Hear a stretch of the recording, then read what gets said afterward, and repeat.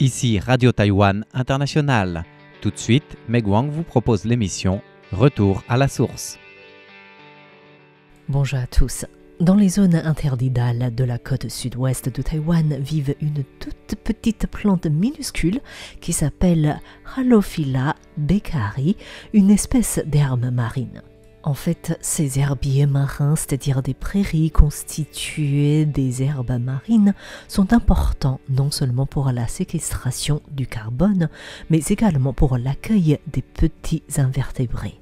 Cependant, ces dernières années, ces herbiers marins ont du mal à faire face à une grave crise de survie due à la pression du changement climatique, mais également à l'aménagement du littoral. Pour sauver cette espèce d'herbe marine déjà classée vulnérable par l'Union internationale pour la conservation de la nature, l'Université nationale Sun Yat-sen tente de les réimplanter dans leur milieu naturel. Pour suivre ce projet, nous rencontrons aujourd'hui le professeur Liu Shangying du département de la biotechnologie et des ressources marines de l'Université Sun Yat-sen. Et tout d'abord, une petite présentation de l'espèce Halophila beckeri. C'est un herbier marin qui est également une plante à fleurs qui vit en mer. Il fait partie du genre Halophila et se plaît dans les bancs de boue sablonneux. Dans l'écosystème, les herbiers marins jouent un rôle important dans la stabilisation des fonds marins, dans la purification de l'eau et représentent également des habitats de différents organismes. Étant donné qu'ils sont constitués de plantes, les herbiers marins ont des racines, des tiges et des feuilles, ce qui leur permet de retenir le sable pour stabiliser les fonds marins. Ces Halophila beckeri vivent uniquement dans le sud-ouest de Taïwan. Il est possible de les voir dans les eaux du comté de Chiayi et de la ville de Tainan. L'Union internationale pour la conservation de la nature a classé le Halophila beckeri en tant qu'espèce vulnérable au niveau mondial. Cela signifie que cette espèce d'herbier marin est en diminution évidente dans le milieu naturel. À Taïwan, d'après les données que nous possédons actuellement, les lieux où se trouve cette herbe marine ne dépassent guère les 1 à 2 hectares à la fois. Certains lieux sont même inférieurs à 1 hectare. C'est extrêmement rare. Les herbiers marins ont besoin de procéder à la photosynthèse. Ainsi, tout comme les coraux, ils vivent en eau peu profonde au bord de mer, c'est-à-dire les zones les plus perturbées par les activités humaines, que ce soit des exploitations ou des pollutions qui nuisent à leur habitat. Selon le professeur Liu Shangying du département de la biotechnologie et des ressources marines, la superficie totale de ces différents lieux à Taïwan où des herbiers marins d'espèce Halophila beckeri sont encore visibles ne dépasse guère les 3 hectares.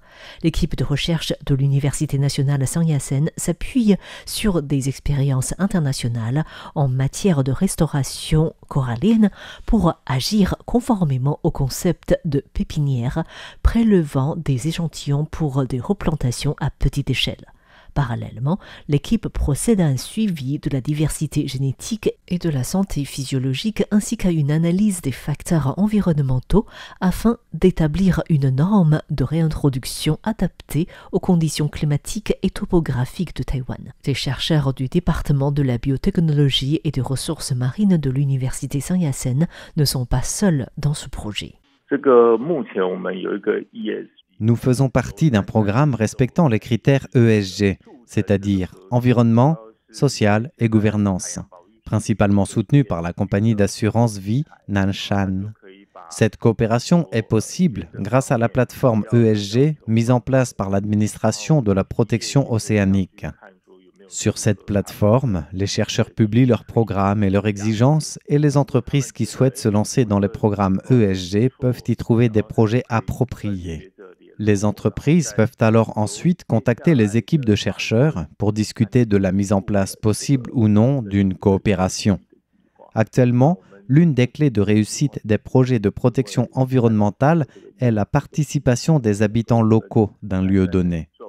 Après tout, même depuis l'Université nationale Sun Yat-sen à Kaohsiung dans le sud, il faut compter 2 heures en voiture pour arriver à la côte Chigu à Tainan, où il y a des herbiers marins Halophila beckeri. Ainsi, S'il y a des ONG ou des bénévoles sur place à Tainan, ils peuvent agir beaucoup plus rapidement en cas de besoin. Pour notre programme, nous collaborons avec l'Université populaire de Tainan.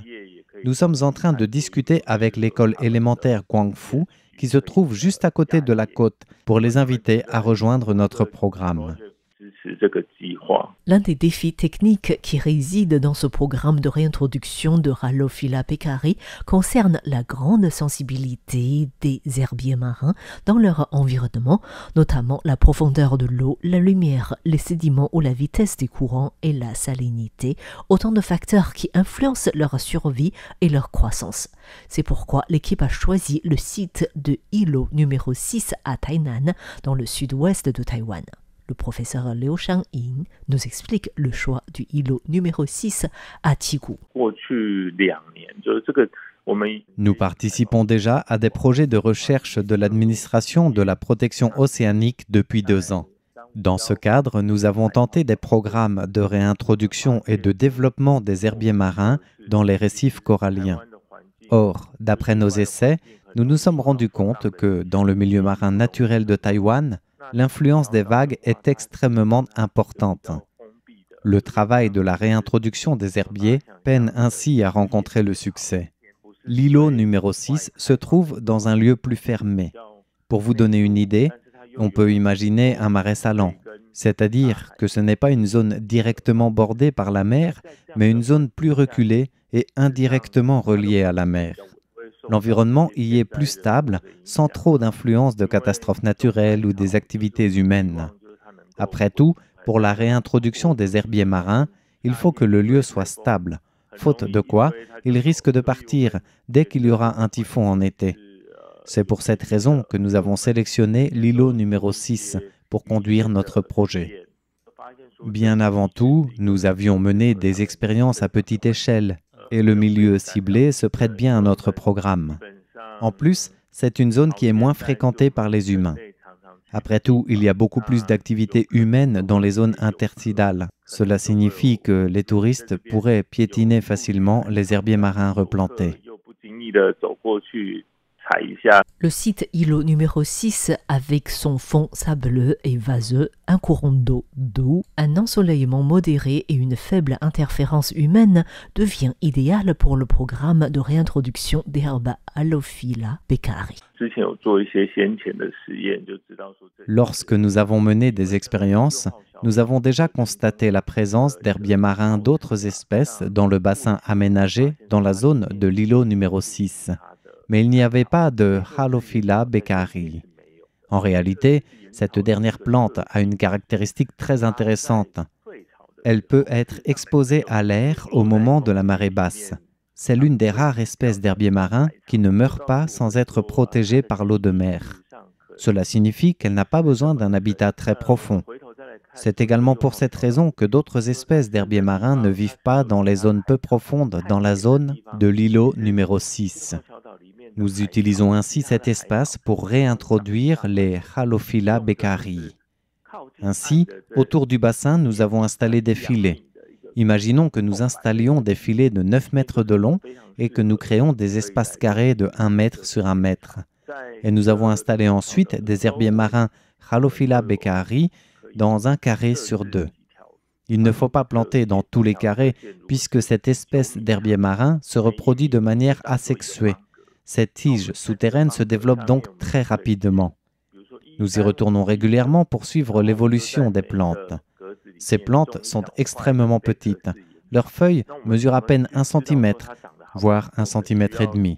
Il est donc difficile d'évaluer la situation de ces plantes à partir du nombre de feuilles. Les évaluations s'effectuent donc par l'étendue des zones couvertes par ces herbiers marins. Les chercheurs utilisent d'ailleurs l'appareil Diving PAM 2 pour savoir la santé des herbes réintroduites. Cet appareil nous permet d'évaluer l'efficacité de la photosynthèse des plantes ou des coraux sous l'eau. Le processus de photosynthèse génère de l'énergie, dont une sorte d'énergie est d'avoir la fluorescence. Cette fluorescence qui se crée lors du processus de photosynthèse, qui peut se détecter, est d'ailleurs positivement corrélée à l'efficacité de la photosynthèse. Ainsi, si ces plantes vont mal, l'efficacité de leur photosynthèse va chuter, tout comme leur capacité de fluorescence. La valeur de fluorescence nous permet ainsi de mesurer la santé des Halophila beccarii réintroduits. Nous avons mesuré des valeurs avant la réintroduction et nous continuons de le faire sur une base régulière. Et pour ce programme, il est prévu que plus de 5 opérations de réintroduction des plants et de suivi seront réalisées au cours d'une année avec environ 15 herbiers posés à chaque fois. Cette année, nous sommes à la phase 1 de ce projet dont le principal travail consiste en la préparation d'une pépinière afin d'introduire progressivement des herbiers marins Halophila beccarii dans l'îlot numéro 6. Pour la deuxième étape, nous envisageons de trouver d'autres lieux appropriés pour la réintroduction des herbiers marins à Tainan, près de Tikou. Par la suite, il faudra ainsi une surveillance de long terme pour savoir si ces herbiers sont en bonne santé.